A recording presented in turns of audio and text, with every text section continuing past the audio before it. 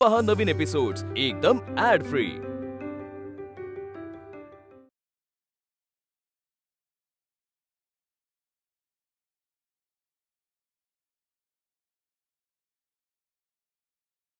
मला फारच काळजी वाटते आहे। कावेरी आजीने आपल्याला एकदा वाचवले, पण त्या लहरी आहेत। मनात असले तर शिकवेल, नाहीतर नाही। आणि त्याही पेक्षा बाळकृष्ण दादा आमच्या घरी येणार कसा, शिकणार कसा? बापू आजोबांनी ओळखले नाही, पण त्र्यंबक आजोबांनी ओळखले तर? आपण असे केले तर कसे? मला सुभद्रा आजीने एक पदार्थ शिकवलाय। मग मी रोज आमच्या घरून एक पदार्थ शिकेन आणि मग उमा आत्याकडे जाऊन तो बाळकृष्ण दादाला शिकवेन। छान आहे ना कल्पना? कल्पना छान आहे, पण तुम्हाला स्वयंपाकाचा कंटाळा येतो ना? हो, पण उमा आत्यासाठी शिकेन मी। वाह, छान। म्हणजे लवकरच तुम्ही सुगरण व्हाल तर? मी तर म्हणतो आधी माझ्या आवडीचेच पदार्थ शिकून घ्या।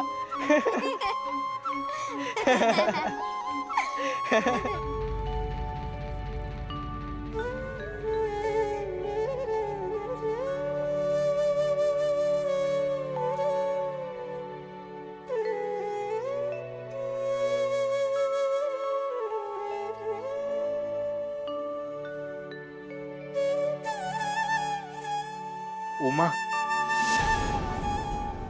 तू पुन्हा नाही, ओरडू नकोस किंवा मारूही नकोस। या माणसांच्या वाईट वागण्यामुळे तू मला ओळखू शकत नाहीयेस। पहा, माझ्या डोळ्यात पहा,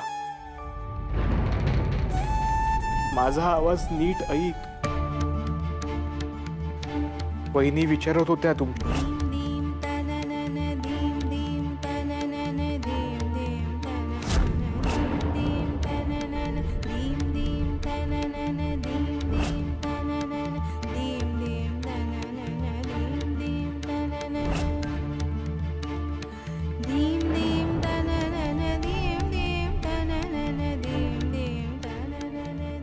अगं, माझे बाह्य रूप पालटले। डोईवरचे अस्ताव्यस्त केस जाऊन घेरा आणि शेंडी आलीये। पोशाख बदलले, पण माझे तुला शोधणारे डोळे, तुझ्यासाठी व्याकुळ झालेले हृदय, तेच उभे। मी तुझा बाळकृष्ण आहे उभे।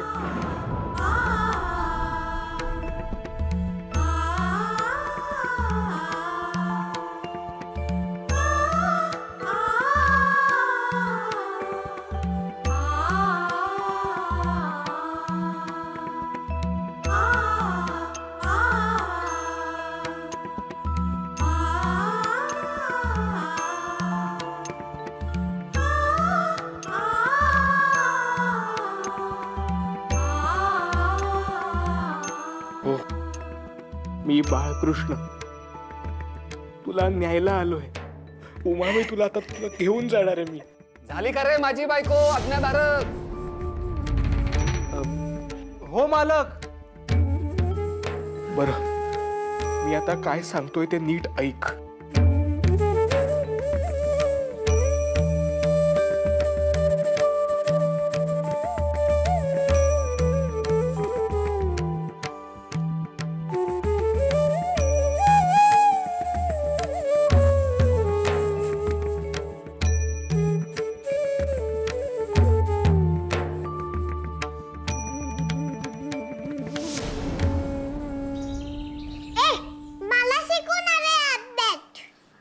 शिकवता येणार, पापा ओरडतील मला।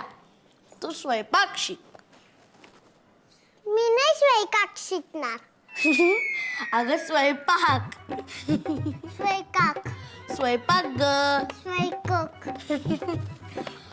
अरे ब स्वयंपाकाला स्वयंपाक बोलते। काय रे, तुला काय झालं आता तोंड फुगवून बसायला? हे बयोताईचे मला मुळीच आवडलेले नाही। काय? तिचा होणारा नवरा आला की बयोताई आपल्याला लगेच हकलते। जणू काही त्या सदादादाला सोनेच लागले आहे आणि आपण ते सोने चोरू। हसू नका, ही बाब गंभीर आहे. तो सदा दादा येतो, स्वतः लपतो आणि मला बयोताईला बोलवायला सांगतो. अरे काय चाललंय काय? आणि बयोताई पण निरोप मिळाला की धावत येते आणि मग दोघे मला हकलून कुठेतरी निघून जातात. काहीतरी करायला हवे गणपत, काहीतरी करायला हवे. उद्या तिला काही दुखापत झाली तर आपल्यावर येईल ना. तिचे आणि सखूचे रक्षण करणे आपले कर्तव्यच आहे. हो, अगदी बरोबर. काय रे, काल रात्री उंदीर आला आणि मला भीती वाटली. तेव्हा तुम्ही दोघं पळून का गेलात? सांगा ना, सांगा. अरे बोला ना.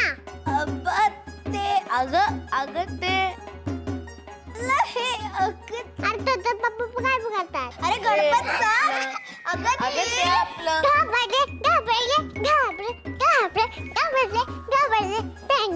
सारे काही तुझ्यामुळे होते. नको मारू नको. मी काही केलं अरे बिघडलेला पुस्तकाचा का बघतोय? घेतो खराटा आणि दट्टे दे तिला. खबरदार, खबरदार यांना काही बोललात तर. पतिराज आहेत ते माझे. त्यांच्याबद्दल काही वाकडं बोललात ना तर इकडचं थोबाड तिकडे करून ठेवीन. बोलाल बोलाल काही वावग, बोलाल बोलाल त्यांना.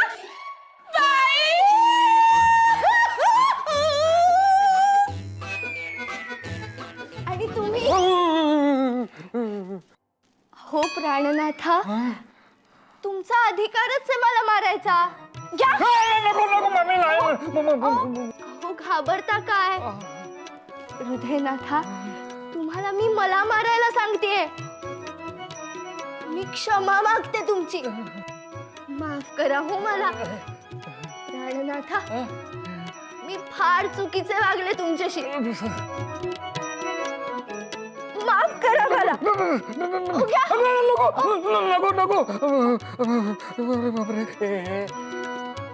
काय ऐकतोय मी? मुला चाकाच्या तुकतुकेचा एवढा परिणाम आणि एवढा लवकर? मी स्वप्नात तर नाही ना?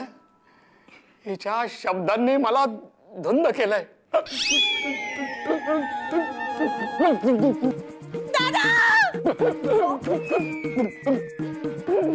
काय झाले? काय केले त्याचे तू? आणि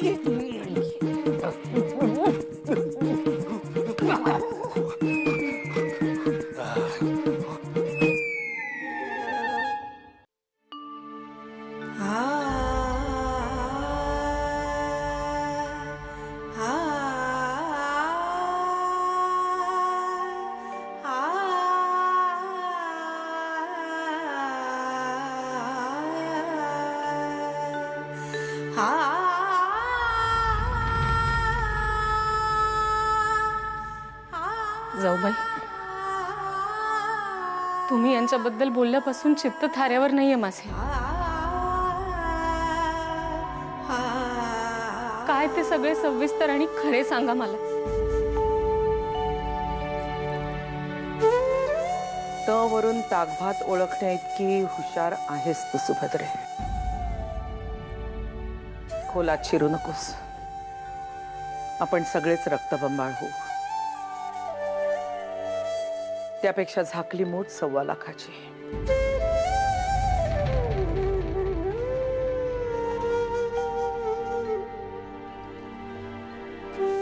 अहो पण सुभद्रे, एक सांगू,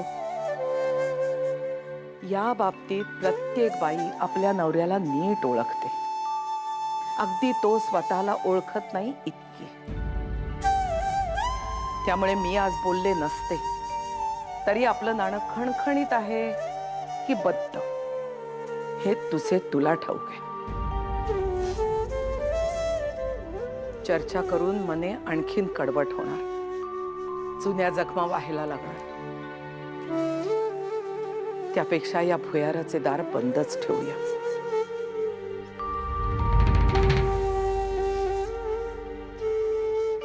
तुझा संसार चांगला चाललाय, तो कर.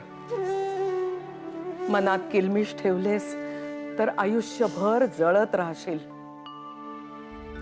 त्यापेक्षा सगळे गंगार्पण कर, चिमूटभर तरी शांती लाभेल.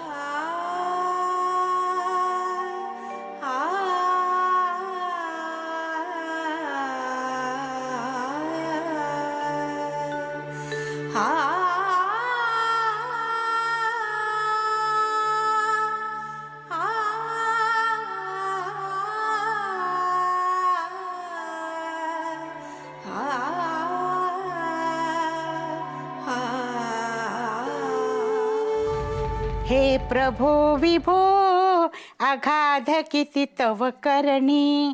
हे प्रभो विभो अगाध किती तव करणी. मन चिंतुनी हो रत चरणी. मन चिंतुनी हो रत चरणी. प्रभो विभो अगाध किती तव करणी. नीट ढवळ, नीट ढवळते. हा झाला व्यवस्थित.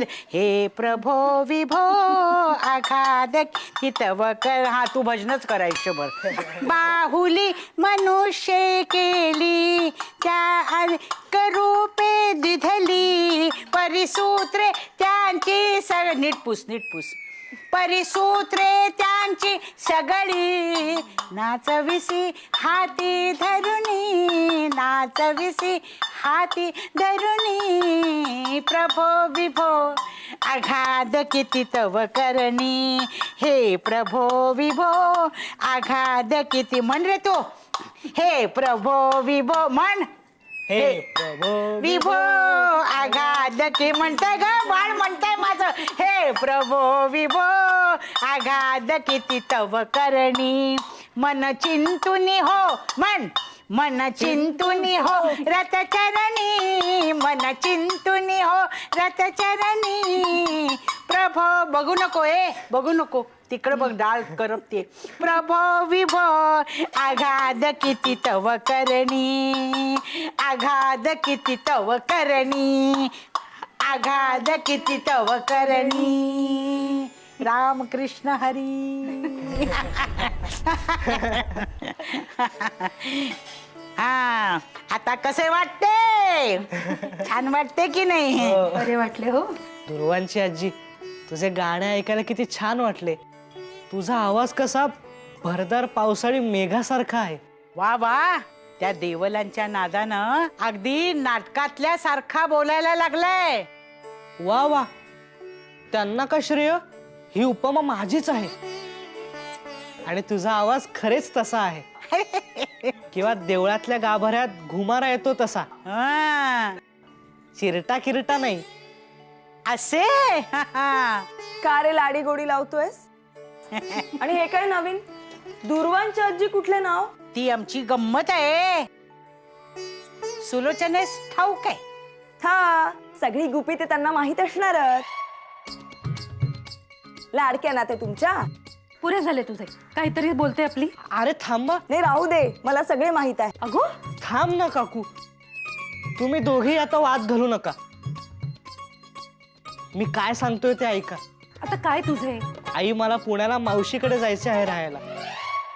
मावशीकडे म्हणजे त्या पितांबरीकडे? अहो सासूबाई, पितांबरी नव्हे, निलांबरी. तेच ते. पितांबरी काय आणि निलांबरी काय, दोन्ही सारखेच हो. मला सांग, तिच्याकडे कशाला जायचंय तुला? अरे लग्न आले तुझे 7 दिवसावर, मग कशाला जायचंय तिच्याकडे? अगं आजी, असे काय, मी मावशीकडे 7-8 वर्ष राहिलो आहे. आईसारखीच माया आहे तिची. आणि तिला तर माझ्या लग्नाचे आमंत्रण पण दिलं नाहीये. मी जाऊन. हे कोणी सांगितले? दिले आमंत्रण. बारकू उगाच गेलाय का पुण्यास? मला का नाही सांगितले? मलाही जायचे होते. किती दिवसात भेटलो नाहीये मी मावशीला. अरे हो, भेटेल. हा दिसतो घोड्यासारखा, पण आहे अगदी कोकरू. खरेच. आणि याची ती होणारी बायको दिसते चिमणी सारखी, पण आहे गरुडी.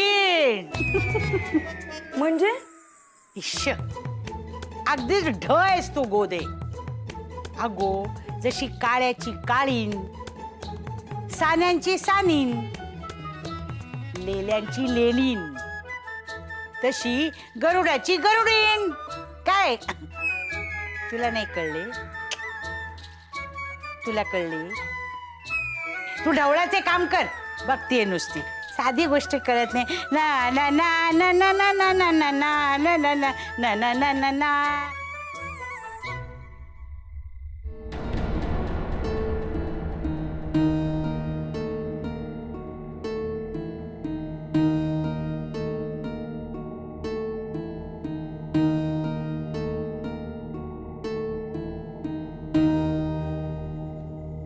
काय म्हणत होत्या जाऊबाई सकाळी? काय केले तुम्ही त्यांच्यासोबत? आता का कान बंद झाले? एरवी तर परसदारी पडलेली सुई सुद्धा तुम्हाला ऐकू येते. काय विचारतेय मी? उत्तर हवे मला.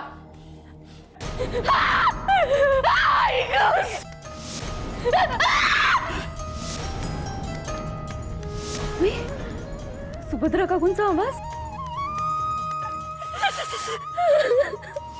पुन्हा मला हा विषय नकोय. आज फक्त हात जळला, यापुढे सगळं घर पेटेल. घर. कुठे चाललात? अहो केवढ्या किंचाळल्या त्या. काही लागले असेल का? हवे असेल का काही? मी बघून येते. काही गरज नाहीये, नर्मदा बघून घेईल. तुम्ही झोपा.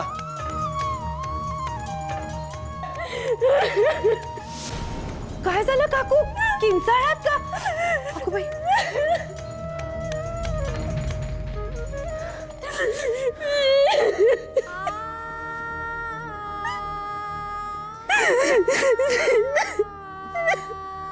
काय झाले असेल हो?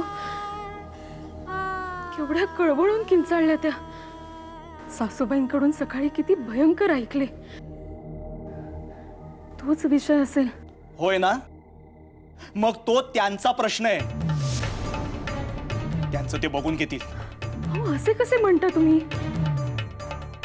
इतकी भयंकर गोष्ट काकूंच्या जिव्हारी लागणारच ना. नवऱ्याला विचारणारच त्या. त्या सासूबाईंना तोंड दाखवताना काकूंना किती लाजिरवाणे वाटेल. कल्पना करा जरा. मी तुम्हाला पुन्हा एकदा विचारतोय, हा तुमचा प्रश्न आहे का? नाही, पण मग तुम्ही नाक तोंड खुपसू नका. तो त्यांचा विषय आणि ती किंकाळी त्याचाच पडसाद आहे. आणि या अशा घटना नवीन आहेत का जगात? हो, पण चांगलं नाहीये त्या. सासूबाईंसारखी खमकी बाई सुद्धा या गोष्टीचा बळी ठरली. नाही नाही, हे थांबलेच पाहिजे. माझ्या आईकडून माझ्या वडिलांच्या गोष्टी ऐकून तुम्ही सुद्धा नवीन बोलू लागलात. पण बायकांनी नवीन बोलू नये, नवीन ऐकू नये आणि विचार सुद्धा करू नये. जुने ते सुने यावर ठाम राहावे. हो, नवीन आणि जुने काय हो यात? हा योग्य आणि अयोग्याचा प्रश्न आहे. तुमचे प्रश्न गुंडाळून ठेवा. तुमचेच गुण उतरलेत बयोमध्ये. सारखे सारखे प्रश्न पडतात तिला. काय करायचे तेवढे प्रश्न? आणि एवढे प्रश्न विचारून जायचंय कुठे? एक गोष्ट लक्षात ठेवा, आम्ही पुरुष आहोत म्हणून तुम्हा बायकांचे अस्तित्व आहे. तेव्हा आमचे ऐकण्यातच तुमचे सार्थक आहे. हजारो बायकांमधील एकच झाशीची राणी होते, पण आपली कुवत विसरून आणि परिस्थिती न बघता सगळ्याच दुबळ्या बायका स्वतःला झाशीच्या राणी समजू लागतात. मगाशी काकूंसारखी किंकाळी फोडायची वेळ येते तेव्हा बायकांनी मर्यादेतच राहायला हवं. धुणी मांडी आणि सुग्रास जेवण करावे, घरदार बघावे. उंबरठ्या बाहेरचे नवे विचार उंबरठ्याच्या बाहेरच ठेवावे. तुमच्या या लेकीलाही हेच शिकवा.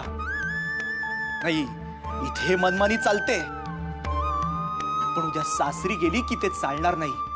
त्र्यंबकरावांनी कितीही तिचे कौतुक केले तरी ते लांबच आहेत. उद्या ही सून म्हणून त्यांच्या घरी जाईल ना, तेव्हा त्यांचे खरे दात दिसतील.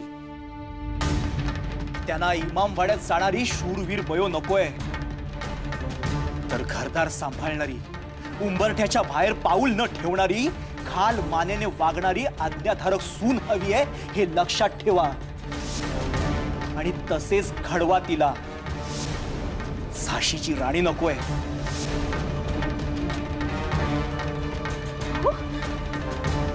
हो ऐका तरी मी काय म्हणते.